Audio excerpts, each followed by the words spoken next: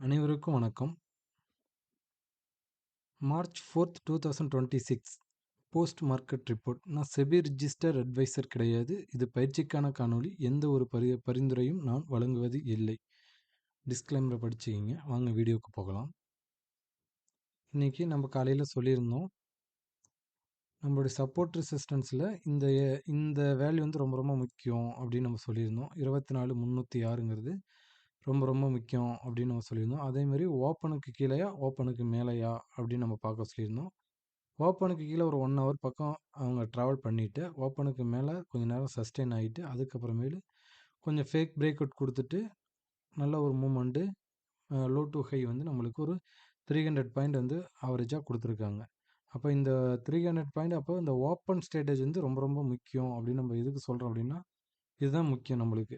இந்த ஓப்பனுக்கு மேலேயே ஓப்பனுக்கு கீழேயும் நம்ம பார்த்தோம் அப்படின்னா, ஓப்பனுக்கு மேலே நம்மளுக்கு இருக்கிற வச்சும் ரேஞ்ச் வந்து லோ டு ஹை நம்மளுக்கு ஒரு 200 பாயிண்ட் ஆவரேஜாக நம்மளுக்கு கொடுத்தாகணும். ஒரு ஆவரேஜாக கொடுத்துட்ருக்காங்க 200 பாயிண்ட். அந்த 200 பாயிண்டில் நம்ம எத்தனை பாயிண்ட் பிடிச்சிருக்கோம் அப்படின்றத நம்ம கேள்வி கேட்டுக்கணும்.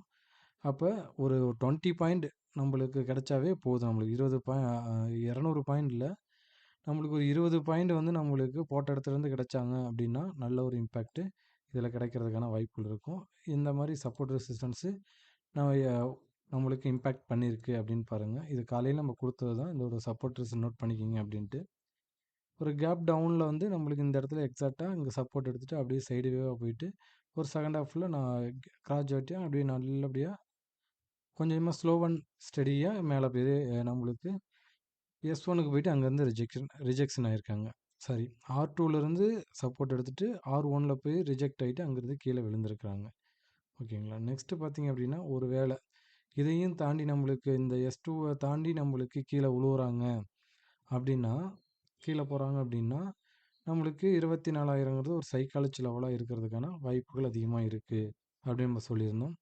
நெக்ஸ்ட்டு இந்த இது இப்போ சப்போர்ட்டாக இதுக்கு முன்னாடி வந்து 24,600 வந்து சப்போர்ட்டாக இருந்தது. இப்போ வந்து நம்மளுக்கு ரெசிஸ்டன்ஸாக மாறி இருக்குது. அப்போ 24,600க்கு எபோவ் ட்ரேட் ஆகுனா மட்டும்தான் மார்க்கெட் மேலே போகும். இல்லை 24,600க்கு பிலோ ட்ரேட் ஆகிற வச்சும் மார்க்கெட் கீழே வர்றதுக்கு தான் ப்ராபபிலிட்டி ஆஃப் சான்ஸ் வந்து அதிகமாக இருக்கும். இதை வந்து செக் பண்ணி பாருங்கள். ஓகேங்களா. இது நாளைக்கு செக் பண்ணி பாருங்கள். நாளைக்குள்ள டேட்டா வந்து நம்ம ப்ரீ மார்க்கெட் ரிப்போர்ட்டில் போடுவோம். தேங்க்யூ. நன்றி.